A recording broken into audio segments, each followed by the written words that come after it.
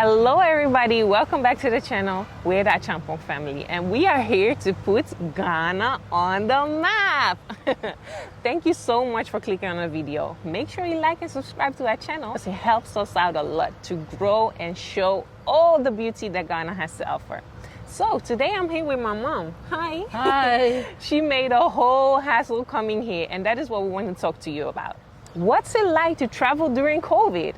Coming to Ghana isn't a standard easy process. It requires some steps you have to take. But during COVID is even a whole nother thing.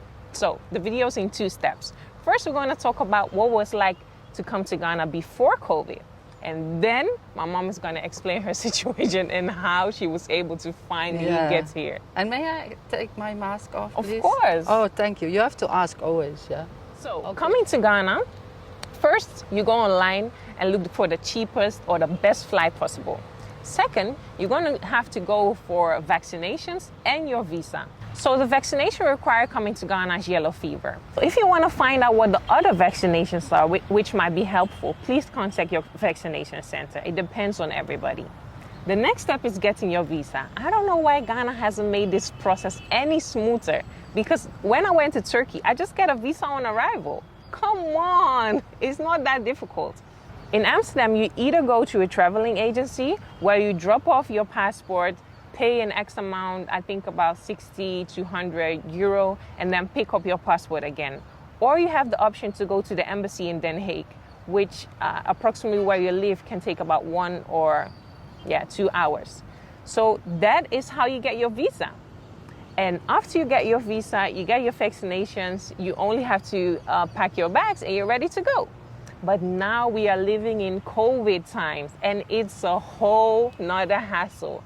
My mom spent, I think, 3 days or maybe 4 days sitting like, what's going to happen? What are we doing? She spent about 1,700 euros and she's only here for 10 days, guys. So let's talk to her and see, is it really worth it to come to Ghana? No, it's worth it to come to Ghana. That's out of the question. Oh, okay. But the hustle is terrible. Yeah. It was a lot of stress. Yeah, I can imagine. So step one, what did you do? Initially, you booked your ticket with Royal Emirates, right? Yes, through an agency online. Yes. Because Royal Emirates gives you 2 suitcases. Yes. Right? Yes. Yeah, and that was my request. Mm-hmm. Yes. So then you bought your ticket. Were your vaccinations in order? Yes, my vaccinations was okay. Only the malaria pills. Okay. I took the malaria pills. Yeah. Yes. Yeah. Okay.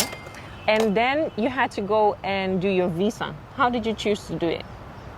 For my visa, I went to this agency in Amsterdam. Mm-hmm. And they do everything for you. Yeah, so you drop off your passport. So I dropped off my passport. I went later to pick it up. Yeah. How long is that process? Like, how long does your passport stay there? Is it a week or? Yeah, it was less than a week. Okay. Yeah. And how much did it cost? 80 euros. Okay, and then I think you booked your dates. You're all set. You have your. Oh no! What? COVID. Oh yes. So I forgot about that. See, how did you do it? How did you get your test? First you have to really check out what the requirements are for the country, because every country has different requirements. Yes. So and the requirements, of course, for the airline. Yeah. Also now quite normal that you have to do a PCR test before you go. Yeah. But then you have to be very good in math, because you have to know how late you leave. Mm-hmm. It should be 72 hours before you board the plane. Yes. And the test result is 48 hours also maximum. So you have to know when you have to do. 48 hours. So within 48 hours, you get the result. Oh, yes, so I get and it. you need the result before you leave. Before you leave, so yeah. it's you have to really. Yeah, that's a calculation. Yes, you have to really organize your appointment. Yes. That's very important. Very important. So that's it. So that's then, first. In the Netherlands, it's free to test, right? If you're feeling any symptoms, you can just go to the doctor and you don't have to pay. They even advise you to when you feel something, little cough or little fever or something, nose block, you go and do the test. And so then, because you're traveling, you have to pay for it, right? So you go to a private agency or... Yeah, so when you need to travel, you need a written proof, a certificate. Yeah. And for that certificate, you have to go to a private company to do the test because they give the certificate and not the government organization. Yeah. I think because they're too busy, I think. Of course. And how much did you And pay? they want to discourage traveling also. And how much did you pay for 120 euros. that? Okay, okay. Tiding. So then you got your vaccinations in order. You got your visa, you got your ticket, you got your luggage, and you got your COVID test. Yeah, and also to know for sure that the luggage is not too much is also stress. Okay, yeah. I send a lot.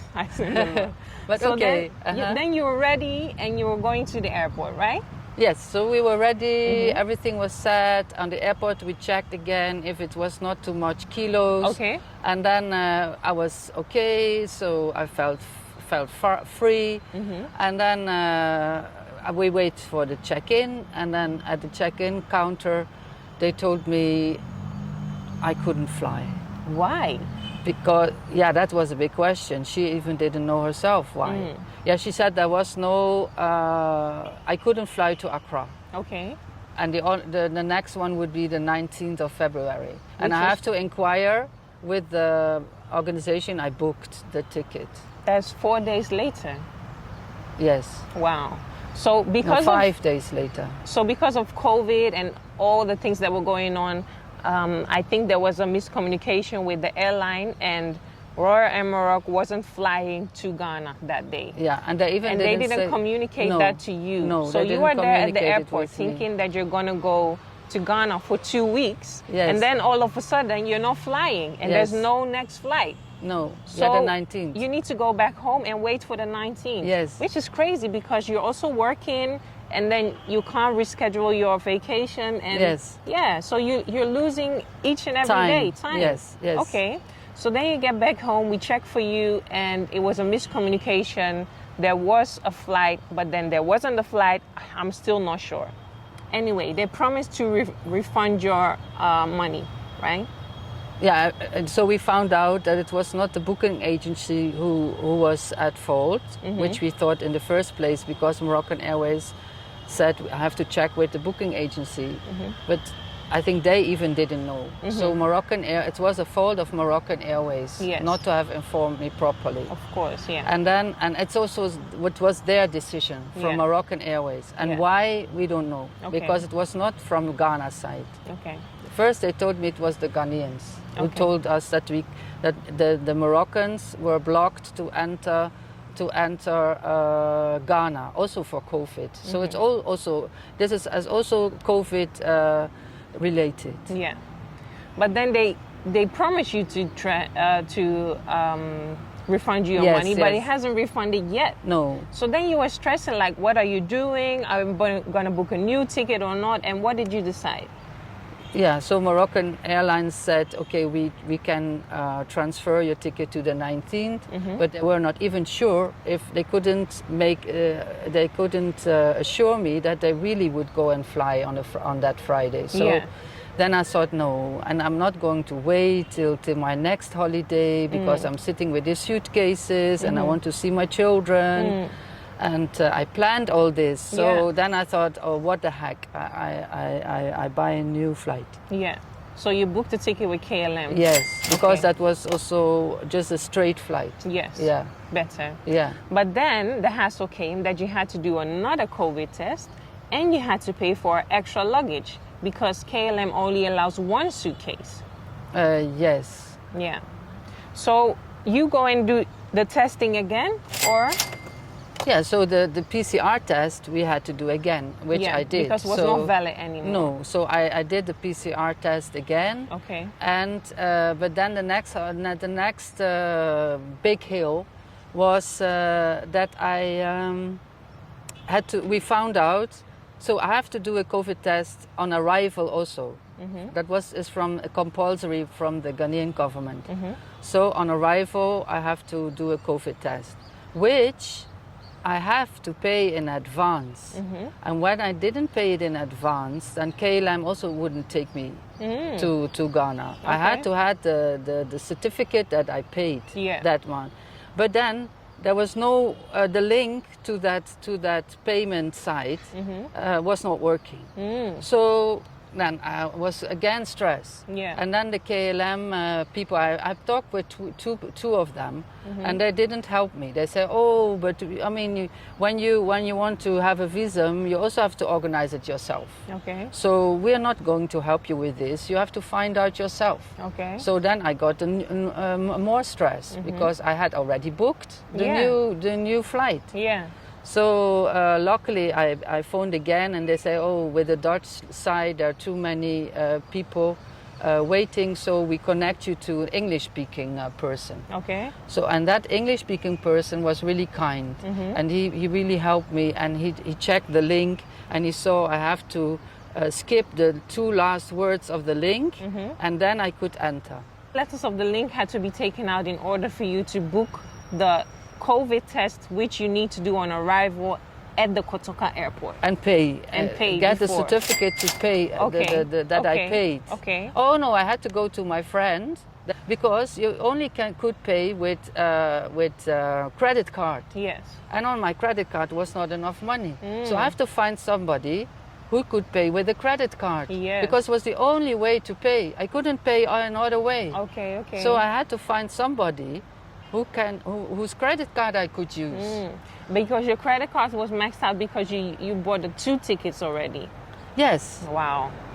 Hassle. And also when I put more money on my credit card, it would take 5 days to arrive on the credit card. Wow. So it was really nerve-taking. I can imagine. So you got your visa, you got your vaccinations, and you got your another COVID test. And then you're ready to go and fly with KLM. Yes. So then, how did the flight go? Was everything okay? Oh, that was smooth. There was no problem. Yeah. You board your flight and everything is okay. You land in Kotoka Airport. What is the next step? So the next step is you follow everybody through the next line. So then the COVID test, but that was very good organized. The whole COVID test street was also a street. Very beautiful, very good organized, very, very well. Okay, so then you go through the COVID line. Is the testing difficult? No. Painful? No, because it's different. It was different from the Netherlands because they only do the throat. Not the throat and the nose. So it takes like 2 minutes and then you go and wait for your results. I don't have to wait for the results. I go and do all my things. First you do all your passport checks, and then you pick up your luggage, and then you go to this point where you get the result of the... You have to wait there also a bit, but not too much. It was okay. Okay, that's good. Yeah. But then the other thing you told me was that the people from the border, for the customs, that was not were so harassing nice. you. And that is something I think is really bad, because you come to Ghana as a foreigner and then customs are going to tell you, what did they say? Yeah, the thing is, so everything was done and I was free to go, and I have to pass the customs. So they ask me what did I bring in my suitcases, and I tell them, oh, old stuff and toys and everything for my grandchildren and my daughter and my son-in-law. So and then they ask me, and what did you bring for me? I say, no, I didn't bring anything for you. And then they kept on asking, what did you bring for me? What did you bring for me? 2 young people, a boy and a girl. What did you bring for me? And I thought, oh God, really? And my smallest amount was, I think it was 10 euros, I'm not sure. So I give it to them. And then they let you go? Yeah. But I didn't feel good about it. That really hurt me a bit. These things need to stop. That is really a bad way to receive visitors coming to Ghana, and I really hope that corruption will change at a point. I mean, at the airport, it is just not done. So, then you are here, finally. Really. We see you, welcome back, we're happy. Yes. Do you still feel that it's worth it to spend that amount of money just for 10 days in Ghana? That's not the amount of money, it's the hustle from everything. But yeah, because I'm very happy Yeah, to be to here see with us. you and to hold you and to It's been to a long spend time time. with you Yeah, I people. can imagine. And I'm really it's of course I have no bit of regret. Oh, Yeah. okay. It's good to Yes. have you. So then, today we had to also think about, wait, she's leaving on Friday. Yeah. We have to register a COVID test. Yes. And it's not only the PCR test, but also the quick test. Yes. So we just did the PCR test, which Yeah. wasn't really a difficult process, but also requires thinking. Like, again, when are Yeah. you leaving? How many days before? When do you get the results? And So the we checked appointment. the appointment. We made an appointment, I think, yesterday. Yeah. It was a very easy process. We did that online. We just went to the second terminal, the old terminal. We went to pay for the test, and then they did a swab, which was easy. Yes. And then on Friday, 4 hours before boarding, you have to go and do the quick test, Yes. which we also have to go and register again, pay for again, do the quick test, and then I don't know, what are we going to do with the last 4 hours? Yeah, really pity. Maybe And we're it's going to eat the here with the kids. I think they will like the that. airplane goes 10 o'clock. So that also requires a lot of thinking. Like if you don't live in Accra, or if you're in Kumasi, or if you, I don't know, Tamale, anywhere you want to be in Ghana, it requires some thinking that, 4 hours, and what if you don't live near the airport? Where are you going to spend your 4 hours? So I don't know. I really hope that this whole COVID is going to cool down at one point and makes traveling nice again, because people should be excited to go to another country. You need to be happy, and right now it's a little draining. Of course, it's necessary. I mean, you shouldn't forget that it's necessary, everything. But and it's good. The testing is good. It's a Yeah. bit too much, but it's good. Okay. But what do I say? It should be balanced. I mean, the whole balance is a bit gone. I mean, I hope it doesn't take so long until we have a recent normal life again. Not Me a too. recent, a reasonable normal life again. Yeah. I And can't wait for that too. for everybody. And I yeah. hope to come and visit you next time in the Yes, Netherlands. yeah, it we would be really, nice. really want to go. Yeah, Yeah. yeah. Okay. So that was our explanation. She really, really made the effort to come here, and we're really happy to have her.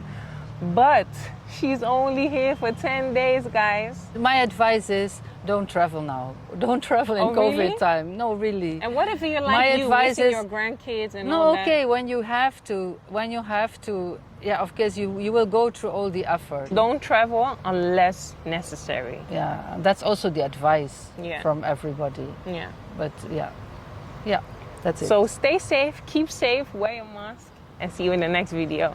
Bye. Bye.